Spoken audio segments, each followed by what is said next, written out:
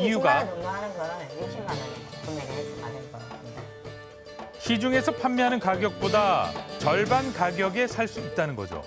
그렇다면 이런 공동구매 사이트 얼마나 저렴하게 구매가 가능할까? 실제로 게시물로 올라온 공동구매 사이트 물건들 모두 확실히 저렴했습니다. 제가 3명이다 보니까 물티슈, 기저귀, 생필품에 대해서 처음에 최초에는 공동구매를 시작했습니다. 뭐 몇 개월만 기다리면 반값에 이렇게 오다 보니까 가정에 도움이 될 수 있으니까 많이 이용을 했죠. 드라이기, 휴대폰, 저 휴대폰도 못 받았고 드라이기도 못 받았고 한 7천만 원 정도 됩니다. 7,800 정도 되겠네요. 현재 못 받은 물건들로 피해 금액이 상당한데요. 물건을 받지 못한 또 다른 피해자를 만나봤습니다.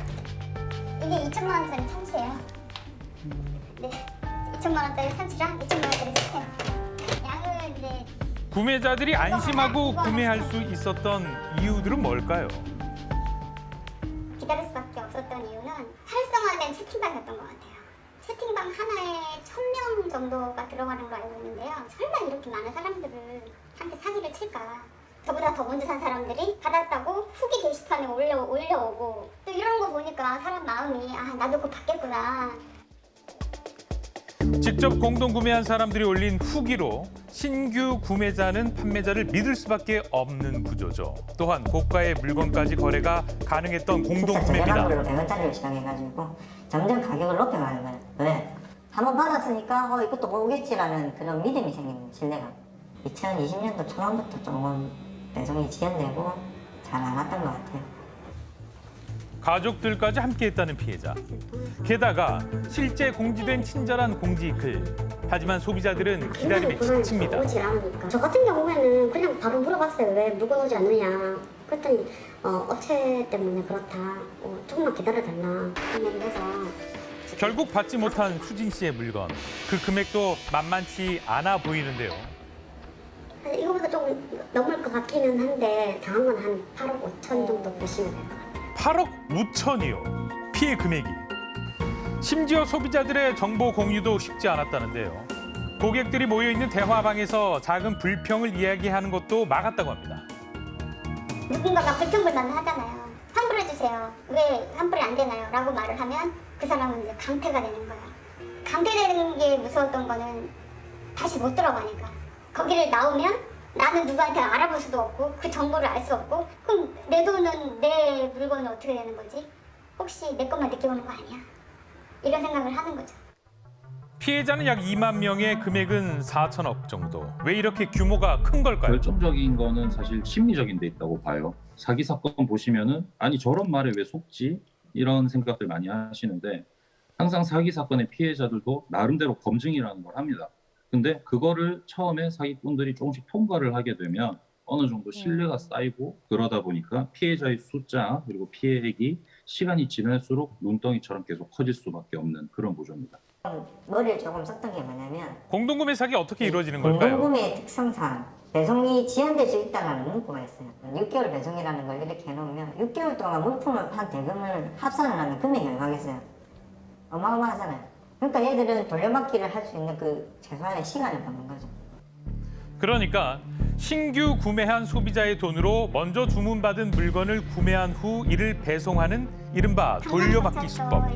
피해자들은 공급업체 고소를 진행하고 있습니다. 가해자들은 사기꾼은 지금 편안하게 호화로운 생활을 하고 있다고 하고 지금 돈을 막 쓰고 있다고 하는데 그게 다 우리 피 같은 돈을 쓰고 있음에도 불구하고 뭐 경찰관님들은 왜 그런 거를 조사를 빨리빨리 안 해주시는지 더 이상 우리도 이렇게 아픔을 겪지 않았으면 좋겠어요. 해당 업체 대표는 누구이며 어떤 사람일까? 업체 대표를 추적해봤습니다. 먼저 대표가 살고 있다는 아파트를 찾아가 봤는데요. 과연 그의 입장을 들을 수 있을까요? 여보세요? 여긴 없는 것 같아요. 수소문 끝에 또 다른 주소를 찾아가 봤습니다. 이번엔 만날 수 있을까? 공구장에 대한 얘기를 들을 수 있을까요?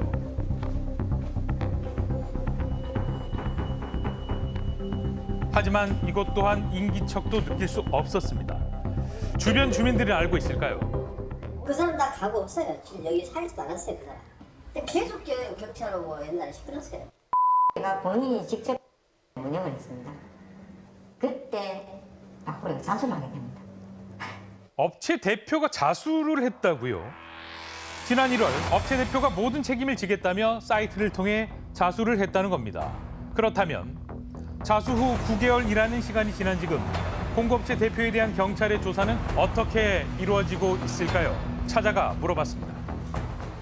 취재하시는 내용은 제가 답변 드릴 수 없고 양해를 좀 부탁드립니다.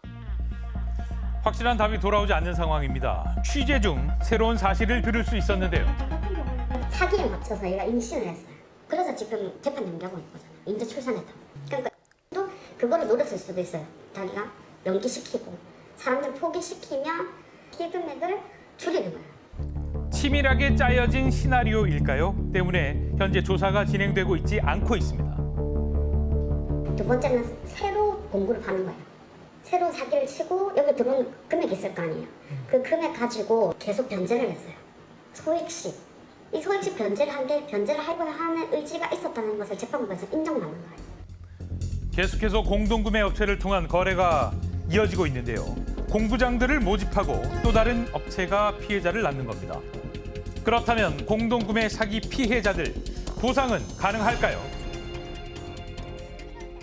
일반적으로 이제 돌려막기식 사기를 한 경우에 피해 회복은 형사 사건에서 이제 합의를 통해서 회복하거나 아니면 피해자들이 차명으로 숨겨놨던 재산을 찾는 것부터 시작을 해요. 자기 이름으로 재산이 남은 게 있으면 일단 거기에 대해서 보전 처분하고 민사소송 같은 걸 통해서 피해 회복을 하고, 그렇지 않은 경우에는 저희가 계속해서 자금 추적을 하고 해서 마지막으로 누구에게 혹은 누구 이름으로 자금이 숨겨져 있는지 그까지 파악을 해서 회복을 하려고 하고 있습니다. 소비자 울리는 공동구매 사기. 발빠른 대처로 더 이상 피해가 없어야겠습니다.